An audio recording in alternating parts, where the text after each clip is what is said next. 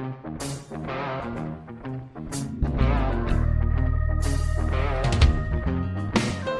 name is Matt Sparazza. I'm Father Sam Kachuba. Welcome to The Tangent. So we're on the air now. Well, this we're is recording. this is not live. It's not live, but it's live. When will it be on the air? Matt?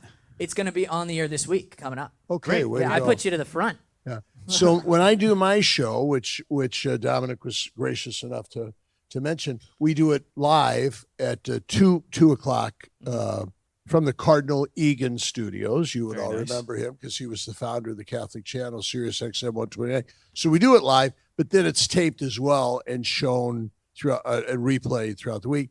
And then the Catholic Faith Network, which is a great telecommunications of the Diocese of Rockville Center, then they also do the TV version. So you're syndicated. So we're syndicated. Yeah. We're not. Man, Yeah. that's the dream. Yeah. I usually follow the America's Funniest Home Videos. So Oh, nice. Okay. Perfect. So, It's a great time slot. Let's be honest, right?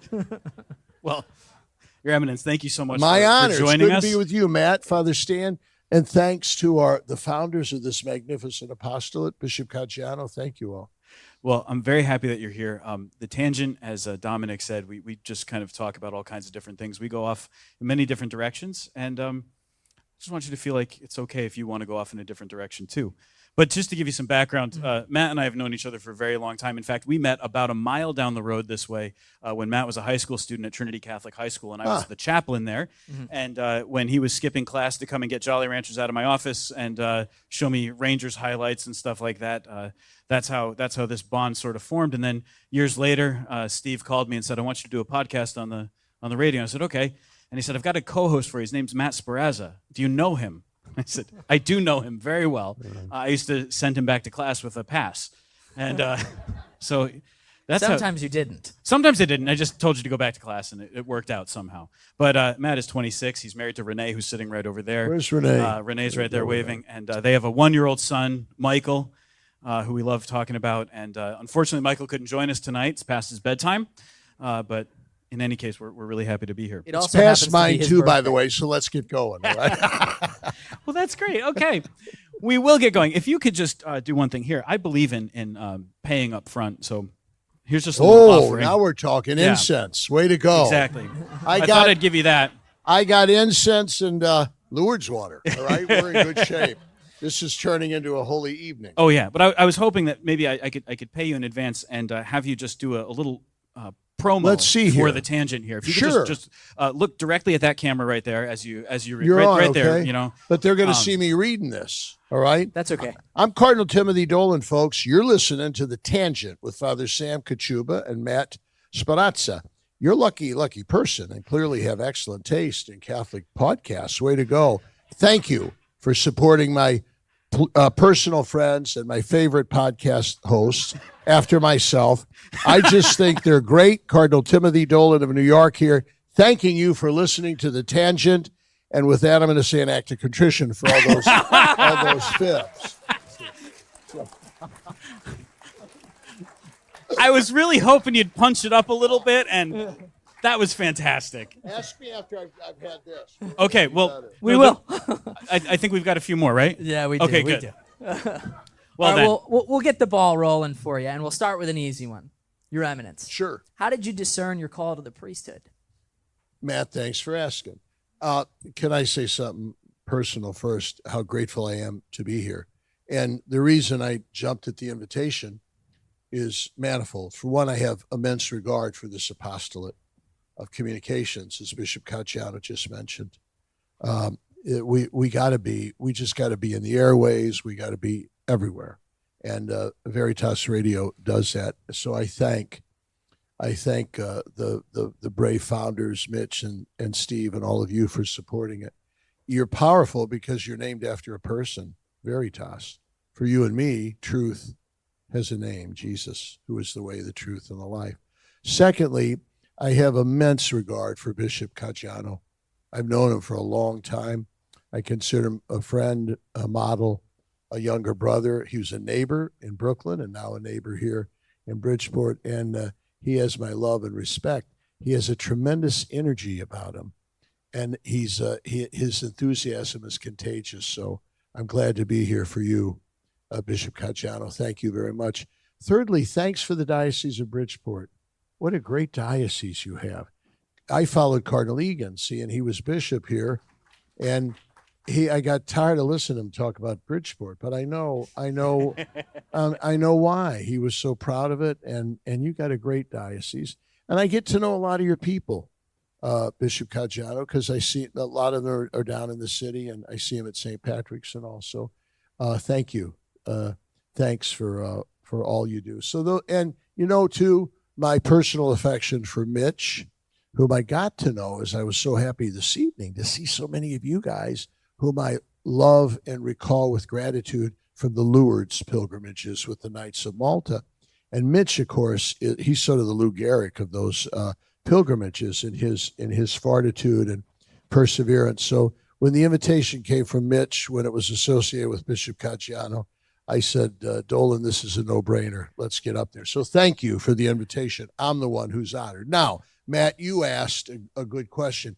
I'm always a little nervous when people ask me about the genesis of my priestly vocation because it's sort of unique, and I'm a little scared to tell people because I'm afraid that people out there listening, young men who may be thinking of the priesthood, I hope there are many, will say, oh my, well, my story's not like that, so I guess I'm not meant to be a priest.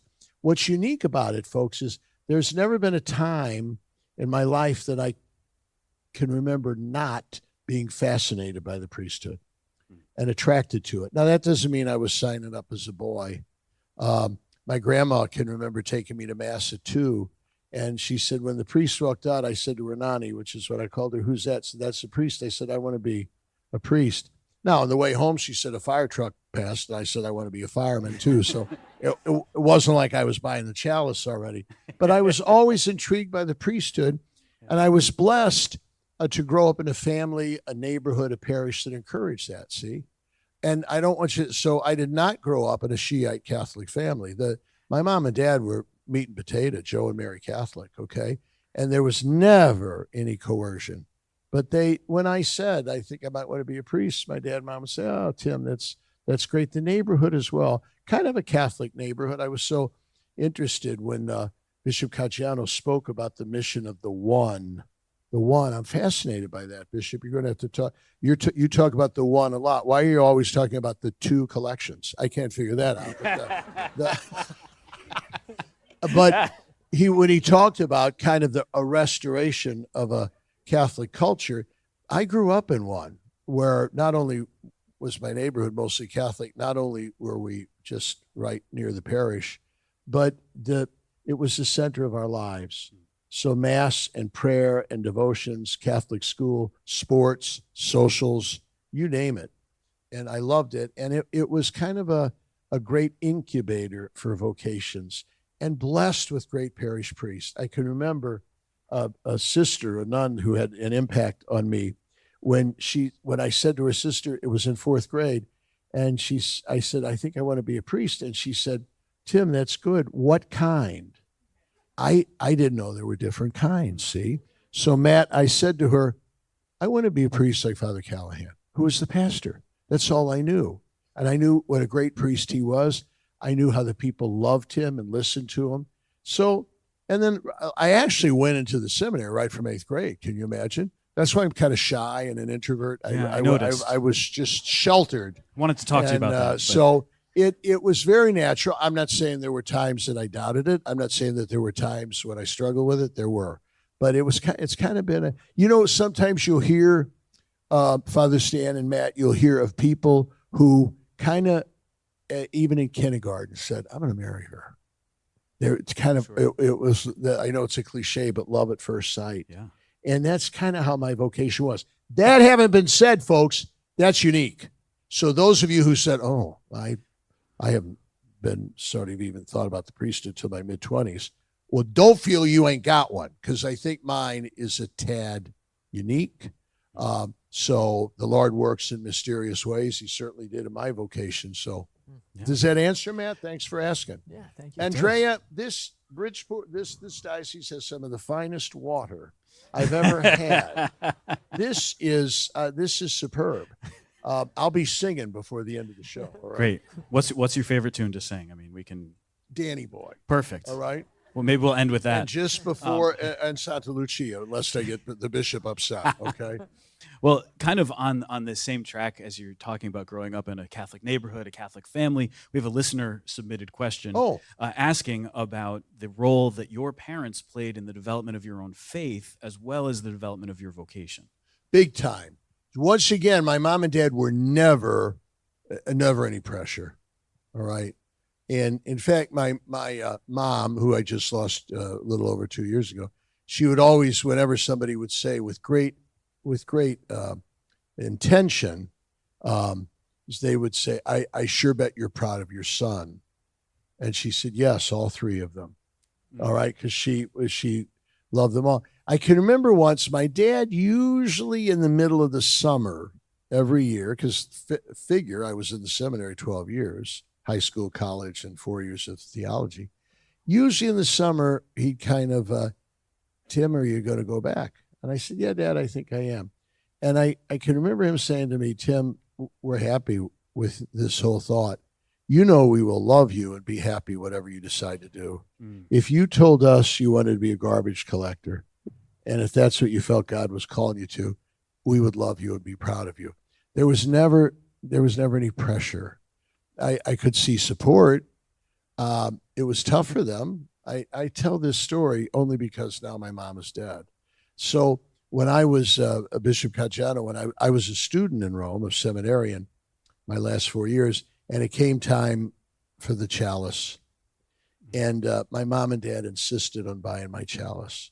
Now, I had an offer from Father Callahan. Remember, I just mentioned him, who was at the parish. He said, Tim, I want to leave you the chalice. So I kind of had one. But they said, no, we want to give you the chalice. So I went to Giovanni's. Remember Bishop Caggiano, kind of the famous chalice maker in Rome for generations. And I modeled a chalice, $300. Now, you wouldn't get that today, all right? $300. This is 1976. They threw $5,000 my way. Oh, when I went to talk to them. See? I walked out. But Giovanni's was still around. Yeah. Anyway, Mom and Dad said, we're paying. They wrote a check to Giovanni for $300, and it bounced. They didn't have the money to cover it. Were they ever embarrassed? To this day, I cherish that chalice all the more because they obviously covered for it and paid the penalty. And in the base of that chalice, my mom said, I'm not about to give you my wedding ring, but I want the engagement ring there at the base in the center of the cross. So that was Mom and Dad. It was very gentle, and that's how. So Matt, it was, or Father Stan, it was very subtle. It was not too overt, but it was very gentle and affirming. So it was almost as if they were saying, "We never want you to be a priest just because you think that's what we want you to be." I don't know. Did you have the same experience? I did. Yeah, very, very similar. My parents, no pressure, but they wanted to support me. They wanted me to know that whatever I did, they were going to be there for me. Did the check bounce? No. He walked out. I don't want to compare my parents to your parents. That's not fair. Now, what were some of your assignments? Good assignments, Matt. And the best one, and something tells me Bishop Caggiano will back me up, being a parish priest. That's all I wanted to be, as a parish priest, because I told you about the priests in my parish, Holy Infant Baldwin, whom I loved and admired so much, and I just kind of wanted to be like them. So thank God, when I was first ordained, I was a parish priest at a great parish in St. Louis. I'm from the Archdiocese of St. Louis. I was happy to meet some St. Louisans here tonight. So I got assigned to this magnificent parish with a wonderful pastor, and those 3 years is just a meat and potato parish priest meant the world to me. I did then get sent away for graduate study to the Catholic University of America in D.C. for church history. Came back, was in a parish again, 2 different parishes for 3-year terms each. Then I got sent to a strange assignment to work at the Vatican Embassy in D.C. It's called, fancy name, the Apostolic Nunciature. I don't know how that happened. I remember when I was called up, obviously my own archbishop said, they want you to work in the nunciature. I said, what's that? He explained it. I said, well, what do we do? And he said, well, he said, when the Holy See asks you to do something, you usually should. So I went up, and I remember going in to see, it was Archbishop Laghi. Remember him, Bishop Caggiano, who was the nuncio? And I said, Your Excellency, I'm very honored, but I'm happy being a parish priest, and I don't really want or crave this job. He said, good. I only want people that don't want it. And he pointed to this stack of letters on his desk. He said, those are priests who write me asking to work here. They ain't ever getting their foot in the door. He said, when you say you're happy being a parish priest, and he said, I know I'd want you. That was a great experience, Matt, as you might imagine. Kind of like seasoning in the challenges of the Church Universal. What did I do after that? Then I went to Rome to be rector of the North American College, which is the American seminary in Rome. Thank you, Bridgeport, for giving Monsignor Tom Powers as rector of the college. Here. So I was his rector. Can you believe it? And so now, when I said Mass there recently, I said, the rector was my student, so I figure you were like my spiritual grandkids, because Monsignor Powers like a spiritual son. So I went there, Matt, for 5 years. On the way, 7 years, the day before I left to return to St. Louis after 7 happy years as rector, with my Archbishop in St. Louis saying, you'll come home. What do you want to do? I said, could I be a parish priest again? He said, we'll see. And then the day before I left, I was called over to the Vatican to tell I was going home as auxiliary bishop of St. Louis. And when I got home, I said to my Archbishop then, Justin Regali, I said, you told me I was going to come home as a parish priest. He said, you are. Your parish is the Archdiocese of St. Louis. We've got 600,000 parishioners. I'm the pastor, and you're my assistant. Probably, folks, one of the best descriptions of being a bishop that I can think of. We try to do, Bishop, for the diocese, what a pastor, what you, Father Stan, try to do for your parish. And we can never forget that, can we? So I was there only a year. Then I went to Milwaukee for 7 happy years. Then I came to New York in 2009. So I'm in my 16th year as Archbishop of New York. When I went to, am I talking too much? Too bad. You're anticipating my questions, which is great. It's going to make the rest of the interview really easy. So when I was called, the nuncio, the place where I worked, it wasn't the same one there at my time. He's the one that I was in D.C. He said, come by and see me. And I was auxiliary in St. Louis. And he said, would you come on in? And I said, sure. It was Archbishop Montalvo. Would you remember him, Bishop Caggiano?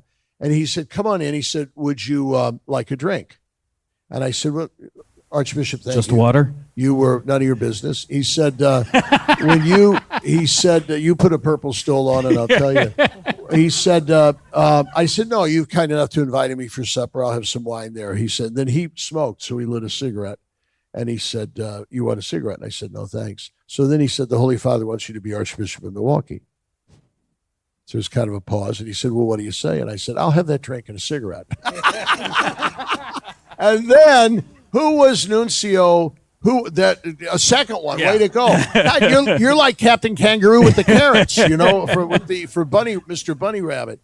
So what? Oh, so who was nuncio? Who called me? What was the guy? Pietro Sambi called me. He called me on the phone. He said, the Holy Father wants you to be Archbishop of New York. I said, Eccellenza, thank you. I love Milwaukee. I don't think I'm going to do a good job there. I think there are better candidates. He said, you're right, but that's not what I'm asking you. The Holy Father wants you to go. I said, okay. So those are so I've been there 16 happy years. Hallelujah. I guess I'll die there. I'll be 75 next year. You're applauding that I'll die there? So I'll be, you know how it works. I'll be 75 next year, so I got to submit my resignation. And but you never know how long it takes for them to accept it. But I hope you still have that guest room available, Bishop Caggiano, if I do retire. You're on? Okay, way to go. I love it. Well, I want to talk a little bit about the North American College. It's a subject near and dear to my heart. But as you're an alumnus too. I am, yeah. Okay. But as we often do with radio, we have to pause for station identification. So I'm just going to hand this to you and have you again. Just if you could look at that camera, and this isn't. Is this these? only venial sins, right? Against the eighth commandment. It's for entertainment. For Veritas Catholic Network, I'm Cardinal Timothy Dolan. I want to share my absolute favorite podcast on earth, my own. No, with you. It's called The Tangent, and I listen every day. Oh, my Lord. This is the nose growing, folks. It only comes out once a week. You say, well, that just proves how personally devoted I am, and you should be too. The Tangent, Veritas Catholic Network, which I love. Join me, Cardinal Timothy Dolan, one of the biggest Tangent fans you're ever going to meet. Way to go. All right? You're a great sport. You with owe this. me another Thank you, cigar. Your Eminence. Thank you. It was sincere. It was genuine. It was unscripted. It's just perfect. from the heart, really. I think it's wonderful. Well, the North American College is a What happened to the commercial? that was it. Oh. You were just did the commercial, and You told me You I were was wonderful. supposed to do some ads for Nutrisystem. if they'd like to sponsor the Tangent, Yeah, we'll take I it. We'll tell you. take that sweet Nutrisystem money anytime. Yeah. Not with that buffet waiting, all right? So there's a story that comes down from your time as rector at the North American College that I want to know did it really happen? So I'm just going to give you the outline of the story. When I almost threw Frank Caggiano out? No, that No, that'd be an interesting one too. I'd love to get that story. We can talk about that offline. His files are one of the auction items tonight. If you wanna. No, the story goes like this: that there was a When seminary. I got there, what did I do first day in the rector's office? Went right into the secret files, looked under D, took Dolan out right into the shredder. All right, so There's a story that's handed down that there was a seminarian who felt that he wasn't getting sufficient protein in his diet, so he went out to one of the markets in Rome and he bought himself a live chicken. Then he took the chicken back and he went up on the roof of the neck to prepare the chicken to eat. And so he cut the chicken's head off and he started to defeather it and everything like that. And then the bells began to ring, calling him down to the chapel for prayer. So he cleaned up really quick and ran downstairs. And the story is that there was a faculty member who was on his day off and had some guests from the States visiting, and he took them up on the roof to see the view. And what they found was a circle of blood with chicken feathers all around. And he became afraid that there was some kind of terrible sacrifice of some sort going Yes. on. Did that really happen? Eric Burns, There's a name! who is a great pastor to this day in the Diocese of La Crosse. The poor faculty member, he came to me, he said, I think we have a student here practicing voodoo. There were chicken entrails all over. He swore one of the guests deciphered that they were in a Latin phrase, the entrails.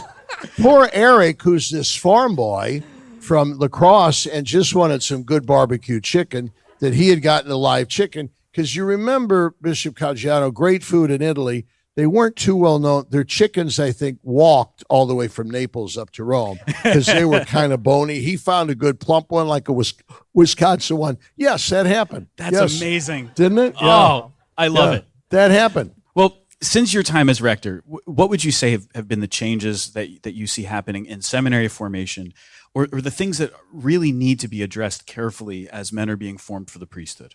You know, I was blessed, everybody. As I mentioned to you, I also am a church historian, so I'm sort of familiar with the transitions and the different developments in how we educated and formed priests. And it never stops. We've just gone through another change with a new program of priestly formation. So we're constantly, it's a work in progress. I was blessed to become a rector right after Pope St. John Paul II issued his epic. It was called an apostolic exhortation, Pastoris Dabo Vobis, I will give you good shepherds. And it kind of charted the program of priestly formation for today. And it was so simple.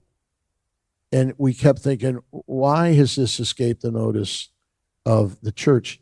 He had two things. He said, the purpose of a seminary is to recreate the shore of the Sea of Galilee, where young men became enchanted with Jesus Christ, passionately fell in love with his person and his message, and devoted their lives to him, number one. And he said, secondly, the major thrust of priestly formation is human. Now, that was thought to be revolutionary. When you say the major goal of priestly formation you'd think you'd say spiritual or theological or pastoral. And indeed, he said those are the other three pillars. The main goal is, he said, so the priest, like Jesus, is to be a bridge between God and man, and his human attributes are to serve as a magnet to draw people closer to God. So we must work on the human. And so that kind of animated my years as rector. And I can remember once, so there was a fine young guy, one of our students, and I, as I was going down for morning prayer and mass every morning, I would pass him, and every morning I say, good morning, say his name, Mac or whatever, nothing. So this went on about 3 or 4 days. So finally I said, come here. I said, for the last 3 or 4 days, I meet you on the steps. Now, granted, it's 6:15 in the morning, and I say good morning, and you keep walking. He said, well, I'm not that friendly really, or that chatty until about lunchtime. I said, well, then you should not be a priest, because the most important thing you will do every day is usually before 7 a.m. And if you are a crab, and if you can't smile, and if you can't greet people, you should not be a priest. Or maybe you should be a monk, but you shouldn't be a parish priest. That's what I call human formation. And Pope St. John Paul II emphasized that. I remember, I told you about my first pastor. Monsignor Flavin always said, we priests should never give a Catholic a reason to leave the church by something Amen. We do or don't do. He said they got enough reasons to leave the church, which we don't intend, and some of them are looking for reasons. So we don't need to provide them with one, Right. okay? So we should never do anything to drive them away or scandalize them. That's human formation. That's a great trend in the priests, in priestly formation. And then, of course, we can't forget that first one. So above the North American College, as you walk in the door, you see the frieze above the door. And what is it? It's Jesus on the shore of the Sea of Galilee, calling his first disciples. Yeah. See, that was put up 40 years before Pastoros Davovobis, but that's the aim of priestly formation.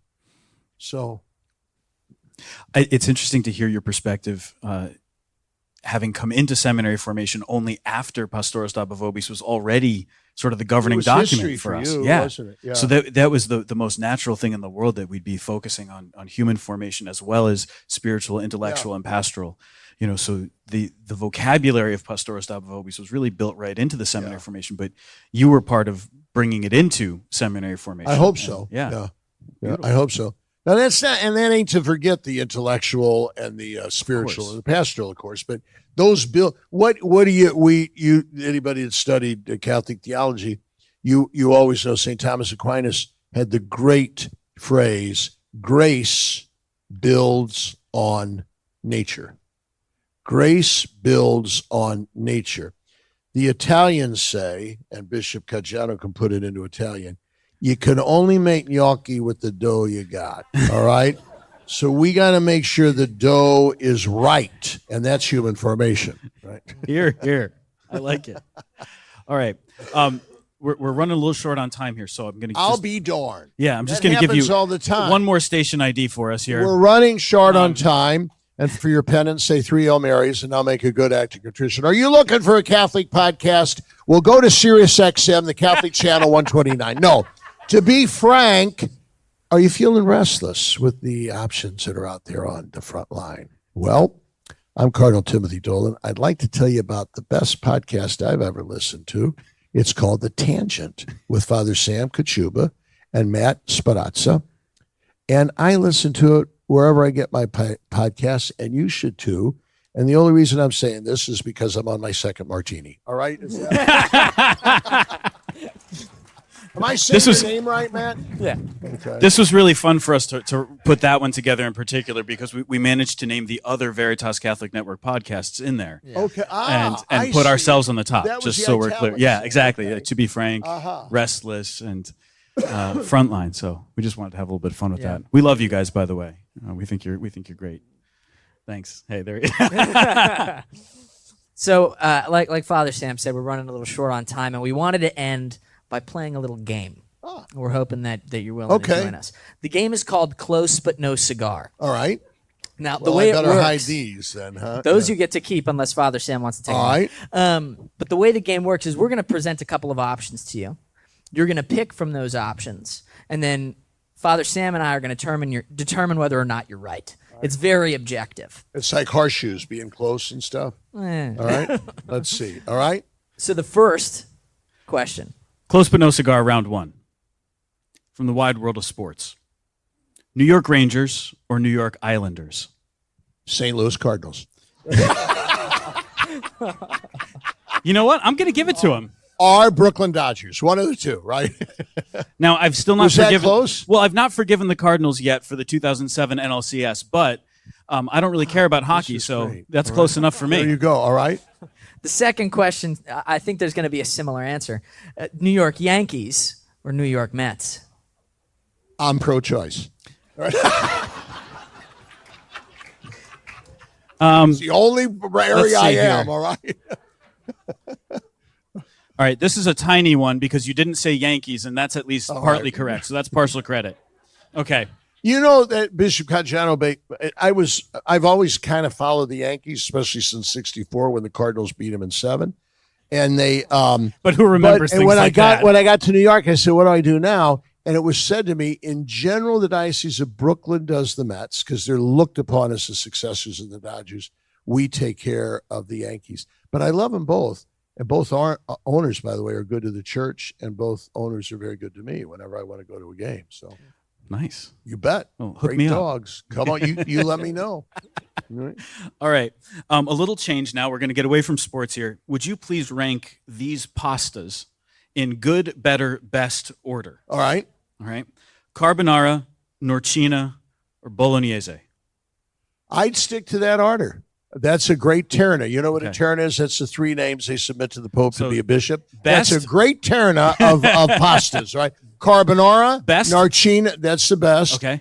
Just had some last night. Oh, okay. Narcina and then bolognese. I don't know, Bishop, do you find the older I get, and I got some years on you, the more I just like the plain bolognese. The kind of the creamy stuff and all. I'm thinking, just give me some good noodles with some either an amatriciana or a bolognese. Do you find it? That's what you grew up on. Yeah, the red sauce. So what else you got? Okay. All right. I like the, are you going to do Martini Manhattan or Negroni or what? No, All right. Martini, Manhattan, or Negroni? Negroni, Martini Manhattan. Okay. All right. Okay. All right. The fourth round, well, I guess fifth round now, is spiritual literature of Close But No Cigar. Not too good at this. So The first one, Mere Christianity by C.S. Lewis. The second one, The Lamb's Supper by friend of the show, Dr. Scott Hahn. Friend of the show. Friend of the show. And the third one is by future friend of the show, maybe present friend of the show, Cardinal Timothy Dolan, priest for the third millennium. Thank you. Thanks, Matt. I love At the Lamb's Supper. We all love Scott Hahn. And he's, of course, got the whole 5 or 6 where he kind of does the essentials from the Blessed Mother to the, but you know the story. So you know the story of Scott Hahn. He was a raving fundamentalist who felt that the Catholic Church was the whore of Babylon. All right. And he was a theology student at Marquette because he kind of wanted to go in Milwaukee, the Jesuit University in Milwaukee, which I got to know well when I was Archbishop. So he kind of thought, I'm going into the lion's den. And he took as his dissertation that he was going to study the Mass to show that it was really pagan witchcraft. And he went up the street every day to Christ the King, and he sat in the back pew with his notebook to take notes. And day after day, he would look and see what was happening at the Mass. And he said, after about 2 weeks, he simply said, this is the supper of the Lamb from the book of Revelation, the Apocalypse, the last book of the Bible. And that began his conversion. Once again, of course, the lure of the Most Holy Eucharist I was near tears when Scott, and of course, this book outlines that romance that he and Kimberly, his wife, have had with the Eucharist. That was one. And Mere Christianity is great. Thanks for including. This was, I never figured this out. So when I was rector in Rome, like any rector, you give a monthly rector's conference. So when I was done, the board said, we want to publish these. I said, well, be my guest. And so they put it out, and it's become like this. So they said, oh, who do you want the royalties to go to? I said, well, my mom and dad are going to be the only ones to buy this. We don't have to worry about royalties. So I said, we'll give the royalties to the North American College. The book has raised $600,000 for the North American College. Fantastic. It's awesome. If there is an attorney here who could get me out of that original, no. But I'm thinking, well, I don't deserve this. It'd be like publishing your sermons, or like it wasn't like I didn't. Nobody buy it. Father Sam actually has a podcast called Daily Gospel Reflections. Nobody listens. Okay. Well, now on that subject of some of the books that you've written, could we look at some of yours in terms of what are your favorites? Priest for the Third Millennium, Called to Be Holy, or A People of Hope, your conversation with John Allen? I would say Priest for the Third Millennium. It just brings back happy memories. I would too. Thank you. I'm going to give myself one. Thank that, you. But I will give you one for backing me up here. Thanks for noticing that. The one that, and again, those other two, you were gracious to, they were like a newspaper, you know how all the bishops do columns, so they kind of put my columns together. Again, it didn't take fresh research. The hardest one was my doctoral dissertation when I was at the Catholic University of America, when I wrote the life of a man named, nobody will know, Edwin Vincent O'Hara, a great towering personality in the Catholic Church in the United States, which was supposed to be my specialty. And that, of course, I was flattered at my defense. They said, we're recommending this for publication. Nobody's bought that one. I mean, libraries maybe, and would for research. That was the hardest to write. That took a year of intense research. This man, Archbishop Edwin Vincent O'Hara, left behind 54 huge boxes of writings and correspondence that I had to go through with magnifying glasses. That was the toughest one. That was fresh research. The other ones were kind of compilations. Stuff I had already done. Yeah. Okay. Well, that's great. Listen, Your Eminence, you've been a wonderful guest. You've been a wonderful host. Thank you. You're not going to take the rest of them home. No, we're going to give these to you to take home as a thank you for joining us on the tangent.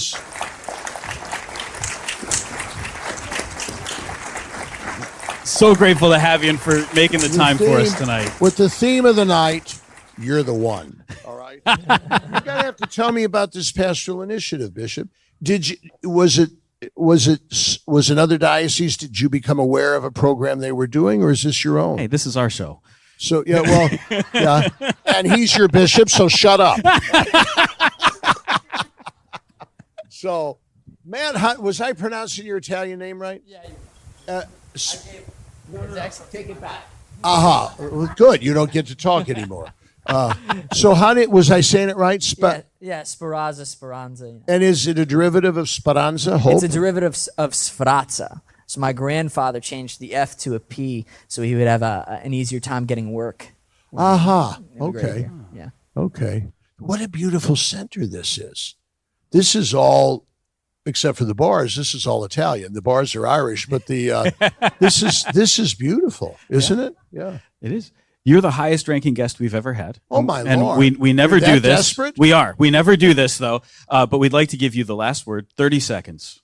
What would you like to say to our listeners? I'd like to say thanks. You don't realize, and Bishop Caggiano backed me up, how much we love you and how much your support and interest and welcome and joy lifts us up. When I see busy, committed Catholics who sacrifice, who show up, who are passionate about things like our Catholic schools, pro-life, and the communications ministries of the church, like this excellent one, that perks me up, folks. That's like a steroid shot. And thank you. It's a booster shot for us. So here of my love and gratitude. It's good being with you. Thank you very much, Mark. You're welcome for joining us. Great to have you.